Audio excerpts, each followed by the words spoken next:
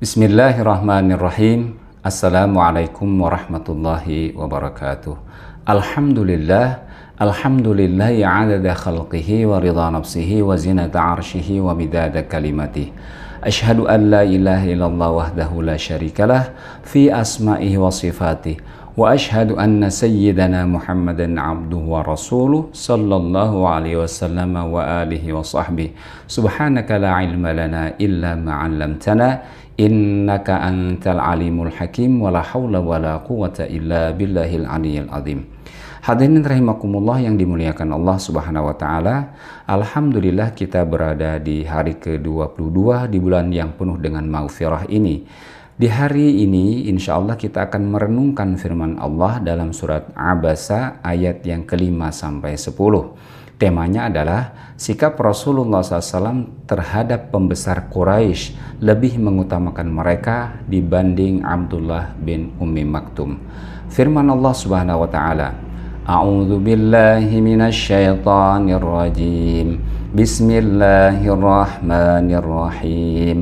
Amma man istaghna fa anta lahu tasadda wa ma 'alaika alla yazzakka wa amma man ja'aka yas'a wa huwa yakhsha fa anta 'anhu talaha. Adapun orang yang merasa dirinya serba cukup, maka kamu melayaninya, padahal tidak ada celaan atasmu kalau ia tidak membersihkan diri daripada dosa. Dan adapun orang yang datang kepadamu dengan bersegera untuk mendapatkan pengajaran, sedang ia takut kepada Allah Subhanahu wa taala, maka kamu mengabaikannya. Hadirin yang dimuliakan Allah Subhanahu wa taala, setelah ayat sebelumnya menjelaskan tentang sikap Nabi Muhammad SAW kepada Ummi Maktum, ayat di atas menjelaskan tentang sikap Rasulullah SAW kepada tokoh kaum musyrikin Quraisy. Amma man istaghna, adapun orang yang merasa serba cukup, orang yang tidak merasa membutuhkan Allah Subhanahu wa taala dan keimanan karena memiliki banyak harta, banyak anak, kedudukan dan hidup serba mewah. Fa anta lahu tasadda, maka kamu malah melayaninya. Kamu mendengarkan ucapannya dan menyampaikan dakwah kepadanya secara seksama, walau ia tidak memiliki motivasi takut atau khauf kepada Allah Subhanahu wa taala. Kata istaghna itu terambil dari kata ghaniya, yakni tidak perlu atau tidak butuh. Huruf sin pada kata tersebut dimaknai merasa atau menduga. Ia merasa tidak perlu kepada Allah serta petunjuk kepada Nabi Muhammad SAW karena kekayaan, pengetahuan, dan kedudukan sosialnya.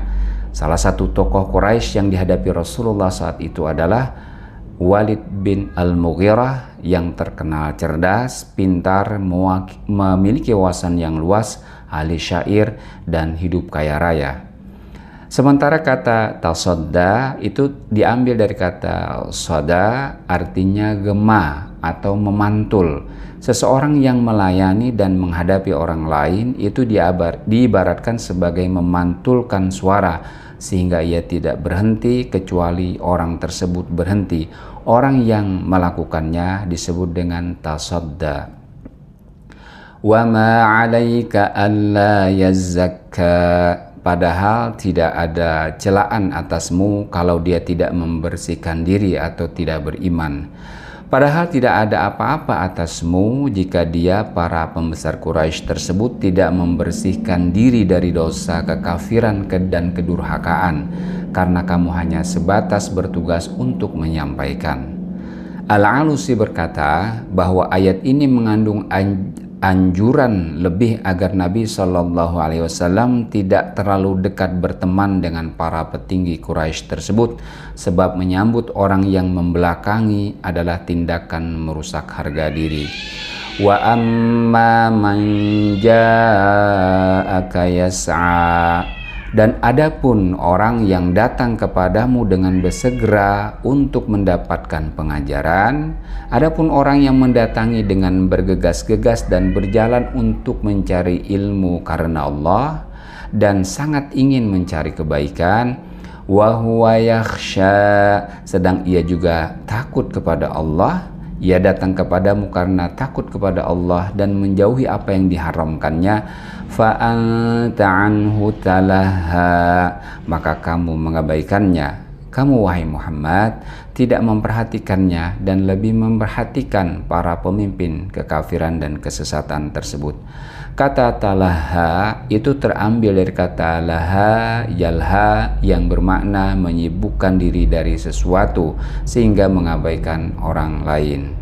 Hadirin yang dimuliakan Allah Subhanahu wa taala, demikianlah makna tafsir surat Abasa ayat yang ke-5 sampai 10, menjelaskan tentang sikap Rasulullah terhadap pemuka-pemuka Quraisy.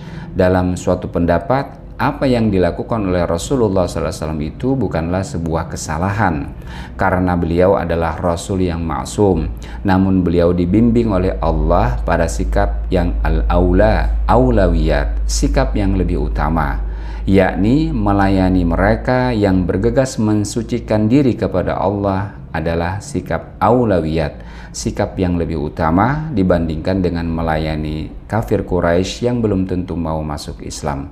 Demikian, Assalamualaikum warahmatullahi wabarakatuh.